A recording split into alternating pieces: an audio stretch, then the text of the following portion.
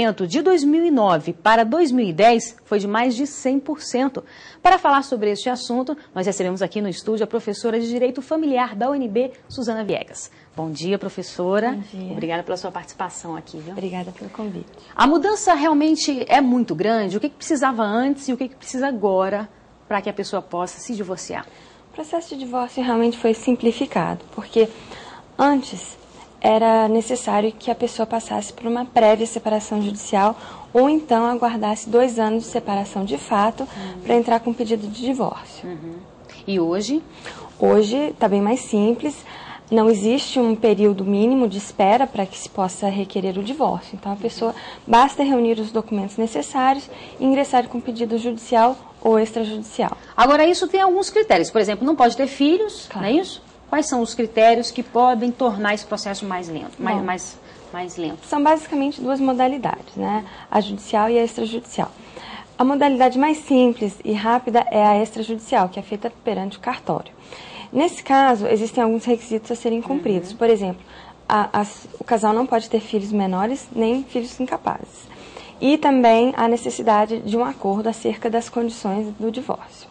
Já na via judicial, é possível ingressar, inclusive, com o divórcio litigioso, no qual não há acordo.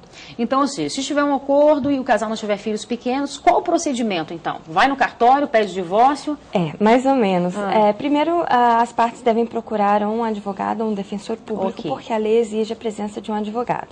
Em segundo lugar, essa pessoa, esse profissional, vai informar, né, a parte interessada quais são os documentos necessários. Certidão de casamento, guia de recolhimento de impostos, ou então comprovante da isenção do imposto devido, e também aqueles documentos pessoais todos básicos. Mas aí é necessário que se faça um documento e aí submete-se isso ao cartório para verificação dos documentos, e aí sim é possível fazer o documento definitivo.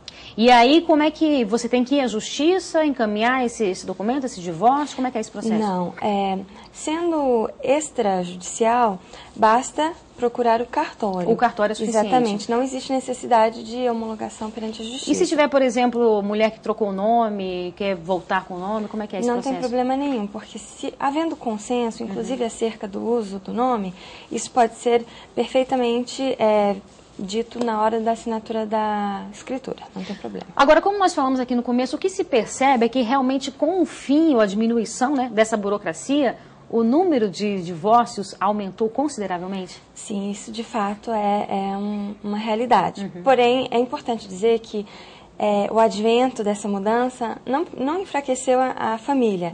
Na verdade, tornou-se mais simples. O que já ocorria, digamos assim, né? Materializar uma situação que era de fato, ou seja, as pessoas às vezes até postergavam essa decisão por conta da burocracia e da demora. Porque é interessante você colocar isso, porque alguns críticos, né, dessa lei acham que isso vai aumentar, né, o número de divórcios, fazendo com que as pessoas não repensem, porque antes tinha essa questão, né, do juiz, vamos pensar se é isso mesmo que vocês querem, se realmente chegou ao fim. E hoje em dia isso não tem mais, né? Na verdade, no sistema anterior, existia a prévia separação judicial, que seria como um estágio probatório para as pessoas finalmente pedirem o divórcio. Mas a realidade nos mostra que essa fase, essa etapa era desnecessária, prolongava o sofrimento, as pessoas não podiam recomeçar suas vidas de uma forma plena. Então, na verdade, a instituição da família, ela permanece da mesma forma que ela estava ano passado. O problema é a facilidade, que não significa que as pessoas irão precipitar a decisão.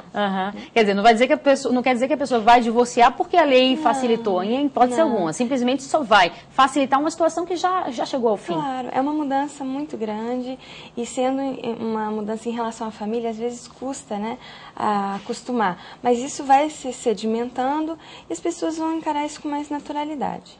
Agora, a gente percebe aí, portanto, que o número de divórcios vem aumentando, obviamente, porque o número de casamentos também vai aumentando. Então, as pessoas não pensam muito hoje em dia na hora de casar, né? Pois é, claro, porque um requisito básico para entrar com o divórcio é ser casado. Exatamente. Né? Então, é uma consequência lógica. Então, o aumento é proporcional ao número de casamentos também, né?